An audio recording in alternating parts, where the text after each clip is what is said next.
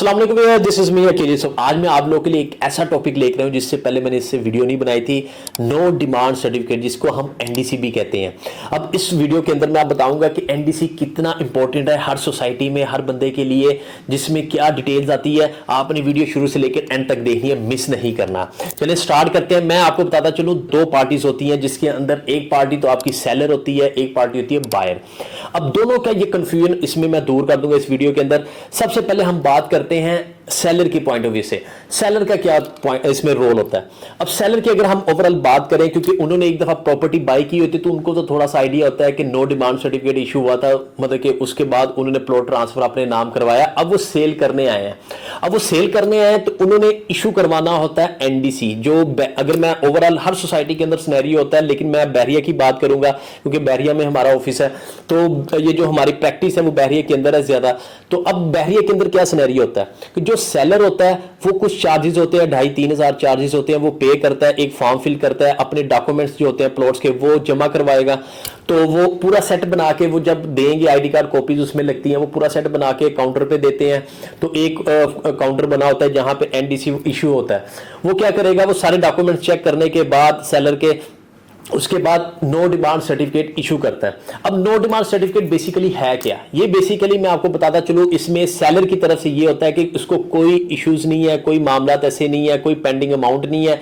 वो एग्री कर रहा है कि मैं ये प्लॉट सेल कर रहा हूं जो प्राइस हमारे साथ डिसाइड हुई है। जी हाँ, जो प्राइस डिसाइड हुई है उस पर मैं एग्री कर रहा हूं, तो इसीलिए मैं अपना नो डिमांड सर्टिफिकेट इशू करवा रहा हूं। तो अब वो जैसे हम कहते हैं एनडीसी को, जैसे हम कहते हैं एनओसी कह लें दूसरे पॉइंट ऑफ व्यू से, कि एनओसी होता है कि मेरा इसके बाद प्लॉट सेल करने का मेरा इस प्लॉट से कोई लेना देना नहीं होगा इन फ्यूचर। अब नो डिमांड सर्टिफिकेट सेलर ने वो इश्यू हो गया। अब नो डिमांड सर्टिफिकेट के ऊपर क्या लिखा होता है? अब सेलर का आईडी कार्ड होगा, उसमें उसका नेम होगा और दैट्स इट, और डिटेल फर्दर नहीं होगी। बाकी रिमेनिंग डिटेल आपकी प्लॉट्स की होगी, जो भी प्लॉट्स होंगे, जो भी आपने बाय किया होगा, मतलब स्पेसिफिकली जो प्लॉट होगा वो उस सेलर का, उसकी डिटेल मेंशन होगी। वो 5 मरला है, 8 मरला है, 10 मरला है, कनाल है, सो व्हाटसोएवर जो भी आपकी उस सोसाइटी के अंदर आपने प्लॉट बाय किया हुआ है। अब इसके अंदर दूसरा सिनेरियो क्या होता है? अब देखो प्लॉट की डिटेल आ गई, उसमें क्या होगा, excess land, less land, develop plot है, नॉन डेवलप है, मतलब उस हिसाब से सारी डिटेल, मतलब रजिस्ट्रेशन नंबर, फार्म नंबर जो भी है वो आपको वहां पे उसके ऊपर मेंशन होगा। अब इसके अंदर स्पेसिफिकली एक और चीज ऐड होती है, वो होती है डेट।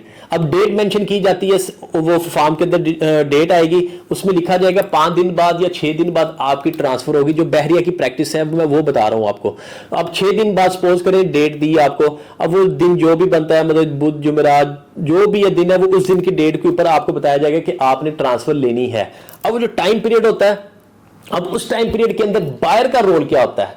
अब देखें, एनडीसी करवा लिया, वो टाइम पीरियड मिला, सेलर का काम खत्म।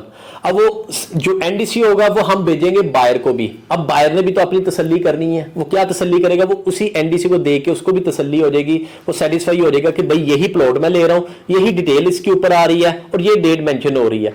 अब वो क्या करेगा कि अब बायर की तरफ से टैक्सेस वगैरह ज्यादा होते हैं, सेलर का एडवांस इनकम टैक्स है, दैट्स इट, और उसने कुछ नहीं पे करना।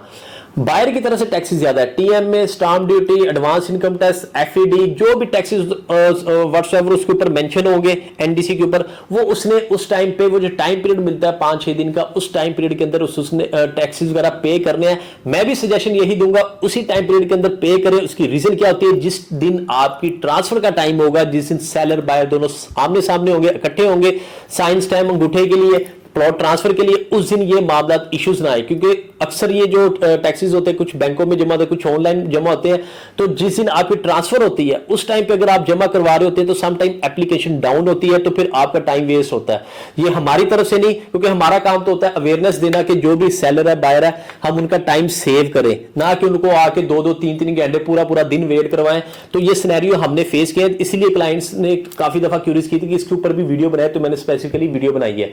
तो कहने का मकसद यही है कि आपने टैक्सेस, वो बायर की जो है रिस्पांसिबिलिटी वो पे कर रहे हैं, फिर जिस दिन ट्रांसफर होगी जस्ट ओनली उन्होंने उस टाइम पे जो पे करना होगा, ट्रांसफर फीस पे करनी होगी, और सेलर के जो ड्यूज होंगे वो भी मौके पे उसी टाइम पे, जो सिक्योरिटी मेंटेनेंस चार्जेस वो पे किए उन्होंने, और टैक्स वगैरह एडवांस इनकम टैक्स वो भी ऑलरेडी सेलर भी पहले पे कर देता है। तो इसके अलावा आपको कोई चार्जेस एक्स्ट्रा पे नहीं करने पड़ते।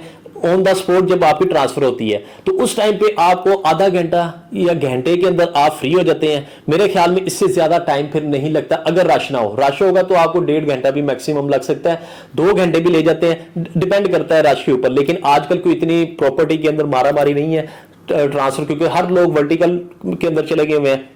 प्लॉट्स की ट्रांजैक्शन, घरों की ट्रांजैक्शन बहुत कम हो चुकी है। तो मैं सजेशन आपको यही दूंगा कि आपने ये जो मेरी वीडियो है ये अपने पास रखनी है, उन लोगों को भी आगे फॉरवर्ड करनी है जिन लोगों ने वहां पे प्लॉट बाय किए हुए थे या सेल करना चाह रहे हैं या खरीदना चाह रहे हैं। ये मेरी वीडियो देखेंगे तो उनको आइडिया हो जाएगा कि बहरिया के अंदर कोई भी हम ट्रांजेक्शन करना चाह रहे हैं तो ये एनडीसी का क्या रोल है, तो वो इस चीज को वीडियो को देख के अंडरस्टैंड कर सकते हैं। मजीद किसी किस्म की डिटेल जाननी है फिर भी आप मेरे स्क्रीन पे दिए नंबर पर कॉन्टैक्ट कर सकते हैं। तो इंशाल्लाह नेक्स्ट वीडियो में नेक्स्ट अपडेट के साथ मैं फिर हाजिर होऊंगा। आपने अपना ख्याल रखना है। अल्लाह हाफिज।